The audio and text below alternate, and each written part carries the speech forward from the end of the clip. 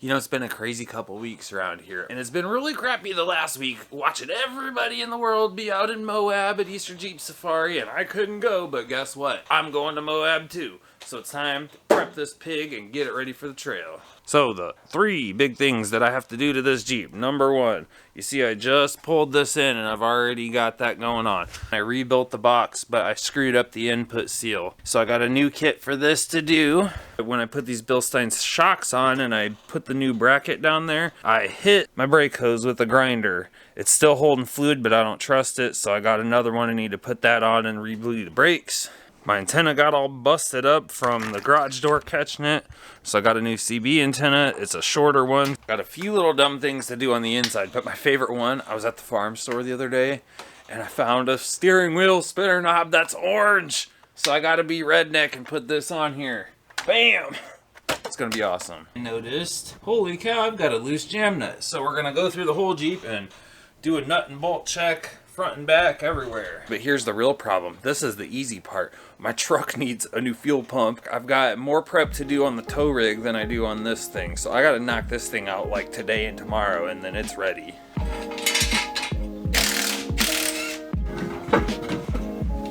There's the damage I did to it with the grinder. So let's throw the new one on.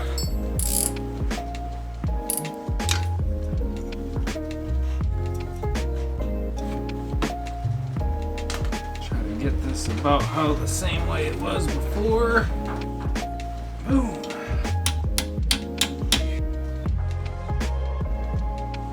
Crack those open and it should gravity bleed most of the air right back out of there. And there she goes. I'm gonna top her up. And now one of my kids will get to come out here and learn how to help me bleed brakes. Well, everyone always tells me to use the Rotella, so we're using that. Well, 4 quarts of it, and then quarts of Delvac. Same difference, whatever. Little bonus tip for you. Use this Wix 51515. It's meant for like a Mustang. Fits perfect on the Jeep, and it's a whole lot bigger. Plus, Wix filters are awesome. So yeah, about right there. Everything's greasy under here from that power steering leak. Ooh. I don't know who the asshole was that put that on there last time. God, I got good aim. Oh yeah, it was ready.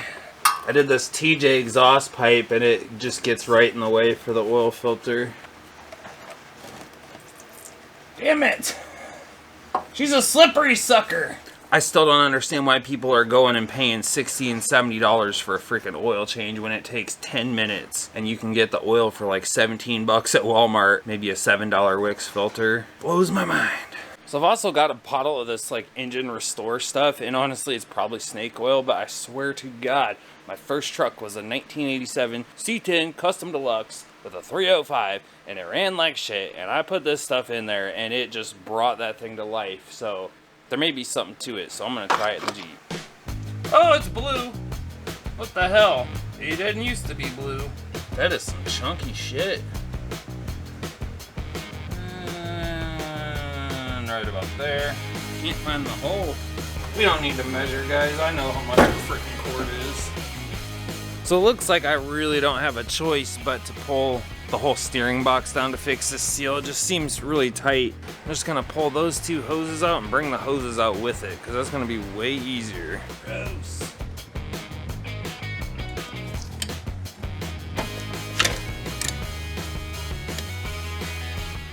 Not exactly the most efficient way to drain the fluid, but it works. Just gotta loosen the steering shaft. I should be able to push it off of here.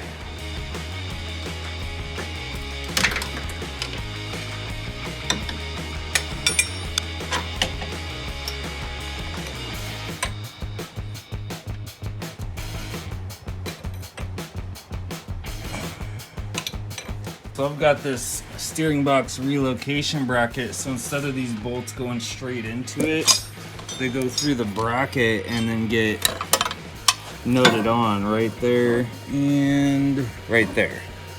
So I gotta fish this 5/8 wrench down in here to get on those.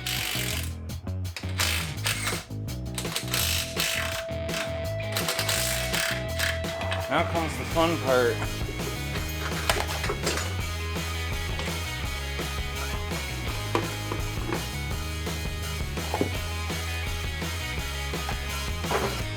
You know, I was really hoping that I could see some obvious reason this was leaking, because with it in the Jeep, I actually couldn't tell if it was the seal itself or where this cap piece threads into the box. But it was so hard to tell because everything was wet and my drip was always running from down here, and it would actually run down here, drip onto this, and then drip to the floor. I'm just gonna have to pop this open and see what I can find. I marked the box, the thread insert, and the jam nut all right here, and I put them all back there, so I'm pretty certain that it's not just too loose.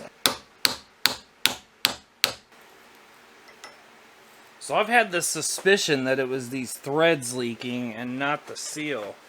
And this sure isn't helping my suspicion any. Now granted, this came out a little bit, it twisted a little bit when I twisted the lock ring out. But yeah.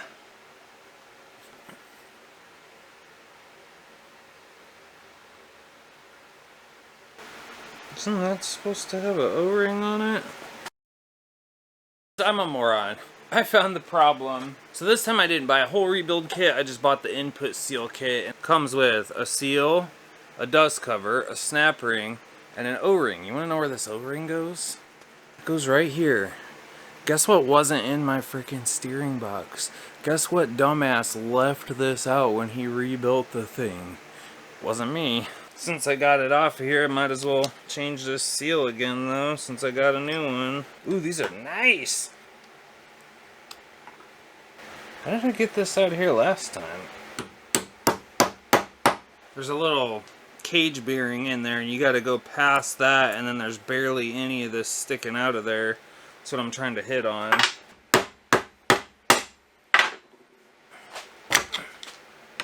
Ha-ha! Thing's totally good, right?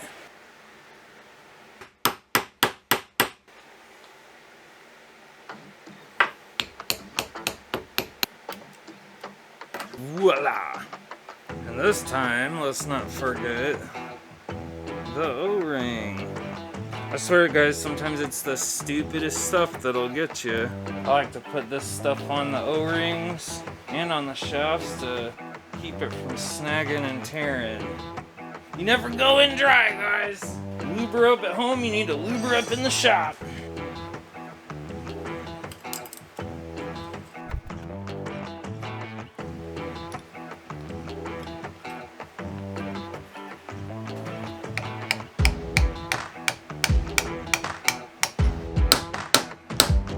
Where the lock ring was, so all the marks are lined up. So that just goes to show you, it doesn't matter how good you think you are working on Jeeps or vehicles, there's always that one thing that's gonna humble you and put you right back in your place. So as you can see, it's all back together, but it's also midnight, so I'm gonna pick this up tomorrow.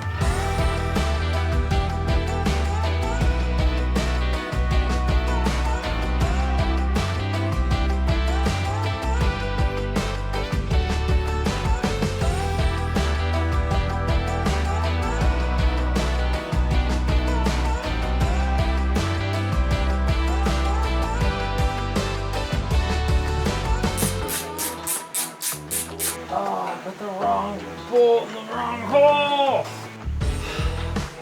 Alright, well she's back together. Time to see if I know what I'm doing or not. God, I hope this doesn't leak. Because if it does, we're just going to be leaking all over Moab. So last time I did this, I jacked the wheels up and just turned it all the way back and forth a bunch of times before I started it so that my pump wouldn't run dry. This time I'm going to be a little bit lazier and just let it gravity bleed. Alright guys, this one's half joke and half real. I'm putting me a damn trucker knob on here. We'll see how fast I get tired of this and get rid of it.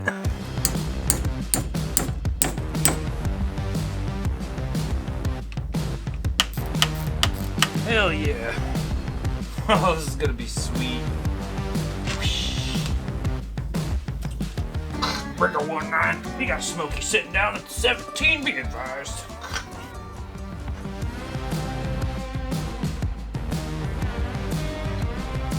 Well, let's fire it up and see what happens.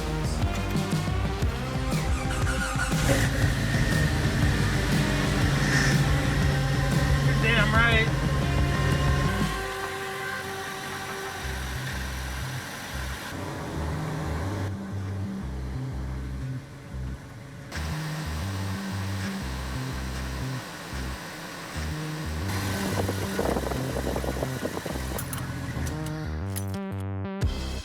Well, that's what happens when your antenna gets caught in the garage door.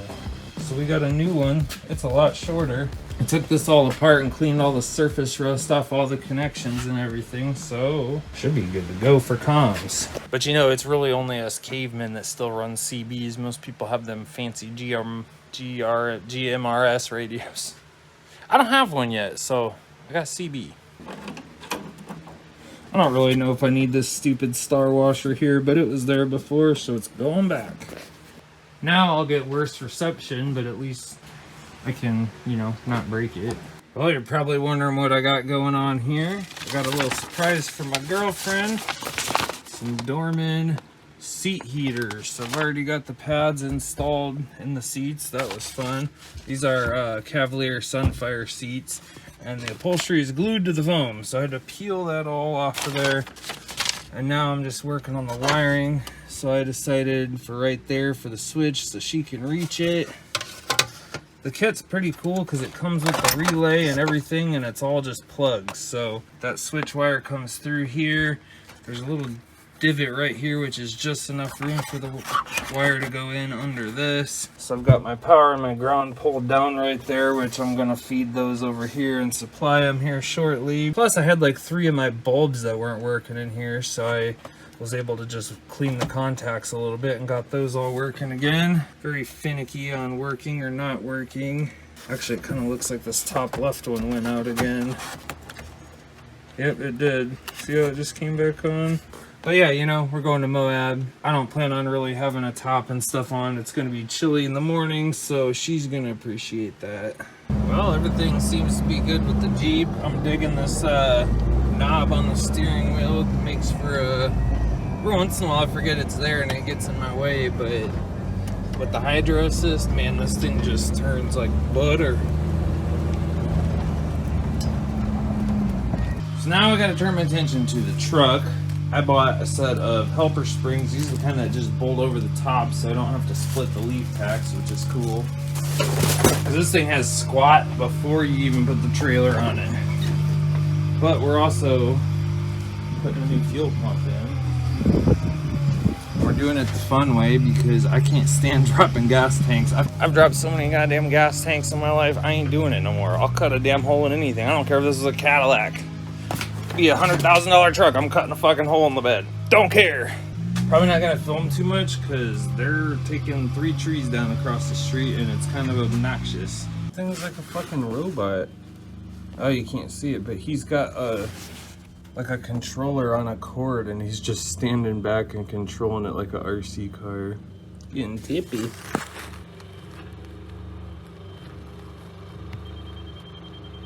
So I didn't end up recording anymore just because it was noisy and I was busy, but I made a cover for the hole that I cut in my bed, got the Jeep loaded up. We hit the road across Nebraska into a 50-mile-an-hour headwind.